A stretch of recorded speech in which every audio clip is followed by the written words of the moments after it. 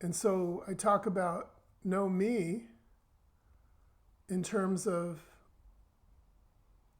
what it means is there's no knowledge and there's no knowing.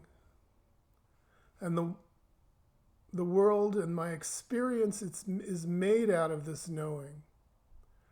And so it can be a little bit easy, at least easier than just sort of hitting your head against this know me thing, to see that, oh, it really means there's no knowing, there's no knowledge.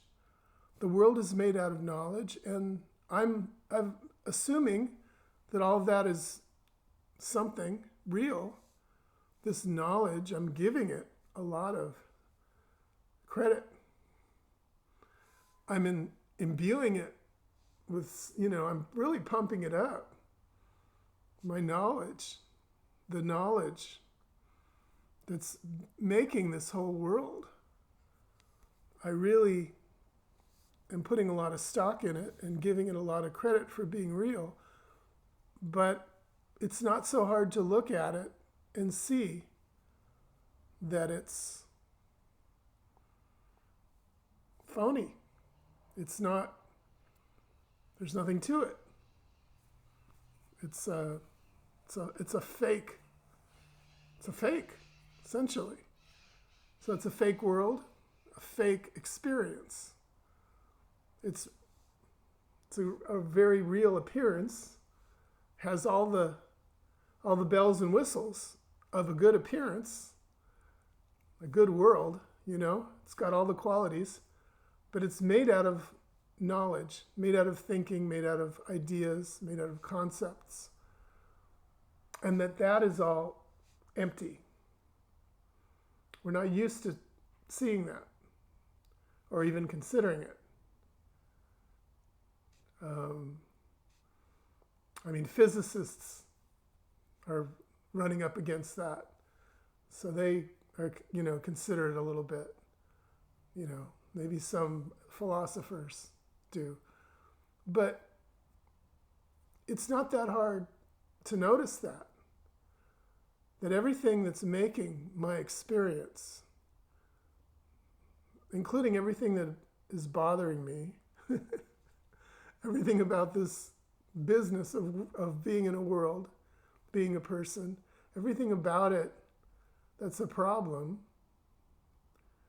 including everything else, all the good stuff, is a big idea. It's made out of a process of knowing. As I've said, the little baby isn't applying any process to its experience. And so it's not differentiated out, hasn't created a separate world. It's just living as everything. And that is what this is. It doesn't change as you get, a certain age. Everything flips. And instead of being part of the aliveness of everything, or being, I said part of, it's really being the aliveness. There's no parts in aliveness. So that's what a baby knows. That's what dogs know. That's what everything knows, really. Except for this exclusive position of being a person who has taken on the knower costume, assumed the knower position, assumed that I am a knower, and I'm in the middle of a world that I know. It's made up of my knowing. So the knowing, again, is just this machine. It's a process. It's a function. Again, it's not in the baby, because the baby, it's not functioning that way. Hasn't learned how to do that. Hasn't developed the machinery to do that. But we certainly have. So I look out and I just see my own machine. I call it life, I call it the world, and I call this me, this separate position that's being made by this story of everything that's going on and everything I know. Or I say I know, I mean that's just the way the language in the machine spits out. You know, there's a knower, and then everything that's known becomes the world. But there's no I that knows. I say I know, but where is that one? There never became an I, a me, differentiated, separated it out from this. That idea of a me separate from the world and knowing what's here, what's going on, what is, that was constructed by this process of knowing. So I said it was simple. I mean, you can see that what I'm, just pointing to, that the world isn't here, just here as it's appearing. The world is being produced for me by this process of knowing about it and knowing that I'm the one who knows. My position in the world, in the story, takes center stage in this whole business. It affects the story. Well, it is the story, but again, it's my story. It's not about anything that's actually here. It's not what's just right here. What's right here is just the aliveness of the baby and the lizards and the trees and the whole thing. Everything. And it isn't known. It's not a production of any kind of machine of generating a picture and a story of what it is. So that, I just kind of filled out what is meant when we say there's no me. Because the me is really just that whole experience that's created by knowing, that puts a me in the center, separated out from a life, and then a life that's called my life that's splayed out in front of me, and becomes reality. It is reality. And it's made out of my knowing, which includes an idea of the past and the future. Past of the known past and the known future, in the sense of everything that can be projected, everything I'm working towards, everything I'm going towards, everything I'm afraid of, everything I'm hoping for. This whole story includes all of that. The main characters being me, and then this world, the set, where on which everything takes place, and then the knowing of the past and the knowing of the future, and the experiencing of how it feels right now, how it's construed or whatever, how it's just showing up, but all in mind as a story of knowing. And that's not here. That's why we say there is no me. There is no, everything I just said isn't anywhere. Doesn't happen. There's no story here. There's just aliveness here. Again, go ask a newborn baby. They're not confused about any of this, right?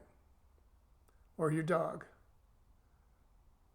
Or ask anyone who's not walking around busy knowing everything.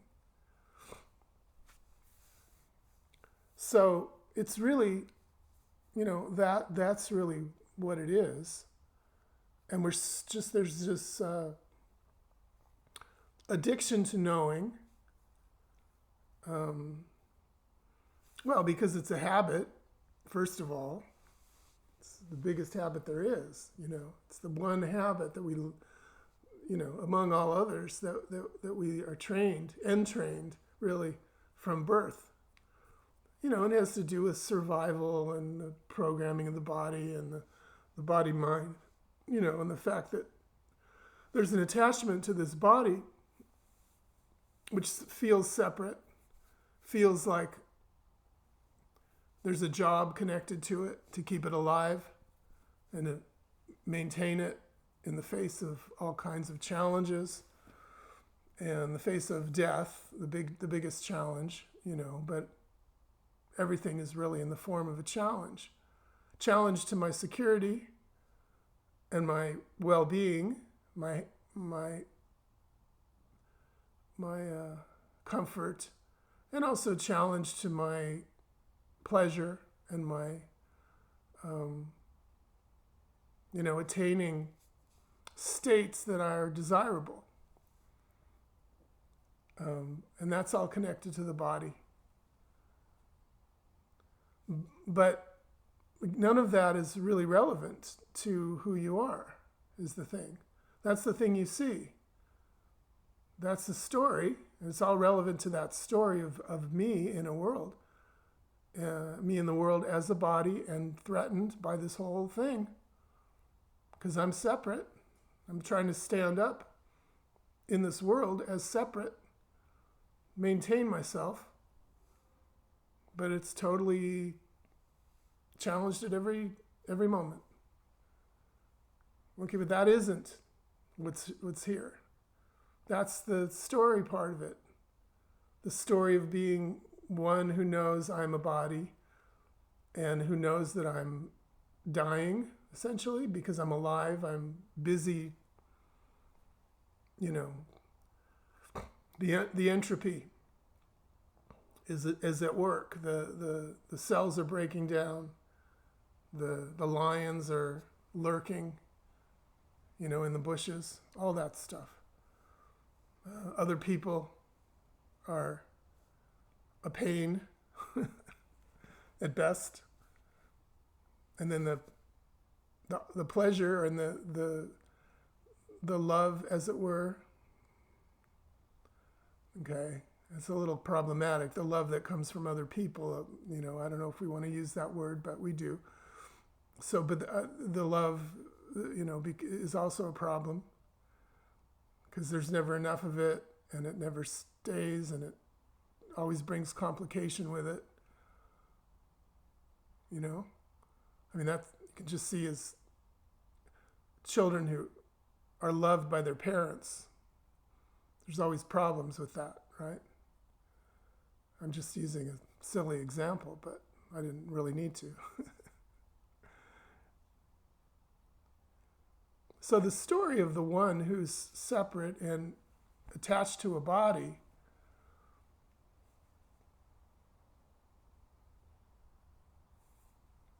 well, that's what the world is about.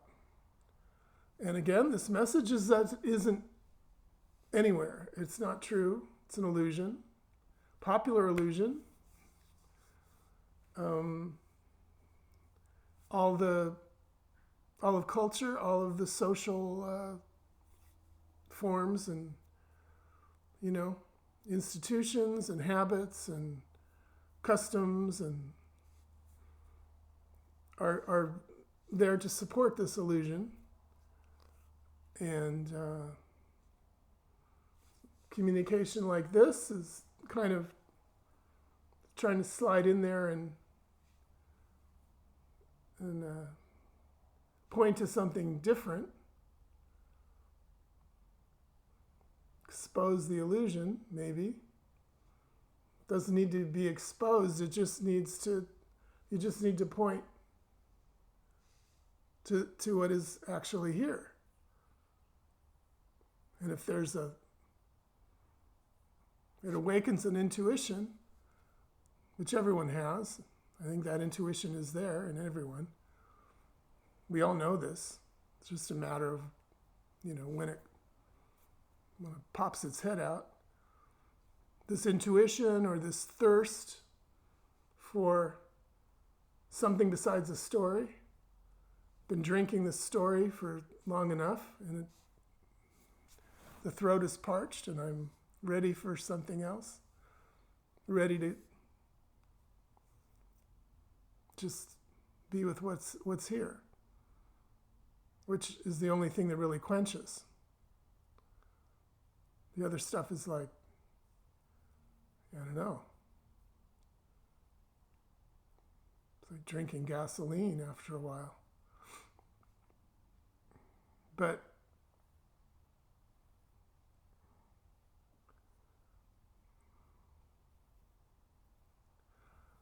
it's a matter of getting, full of your knowing, full to the point where you're not interested in it anymore. Or just noticing that there's nothing in this, the knowing, which everyone, again, we're trained to be knowers and to sort of swim in this knowing, just live in it, soak in it,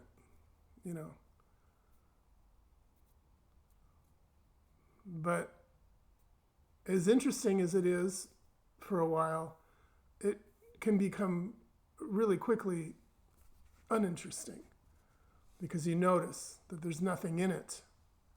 There's nothing in this knowing. There's something that's, you just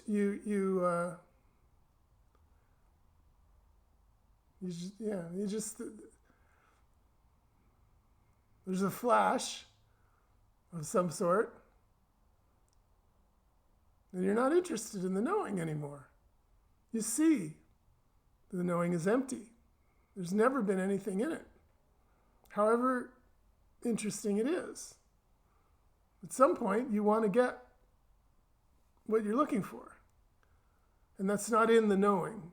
It's not something known.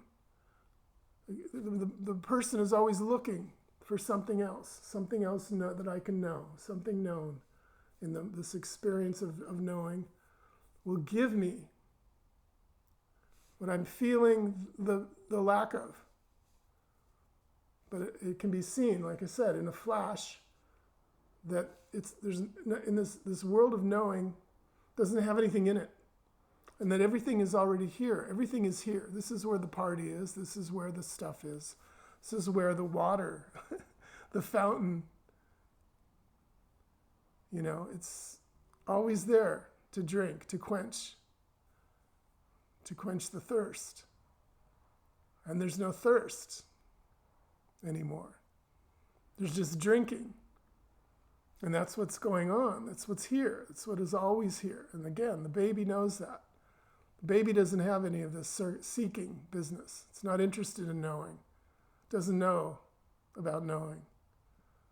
And that's what is here. That's what you are. And that's what this is about.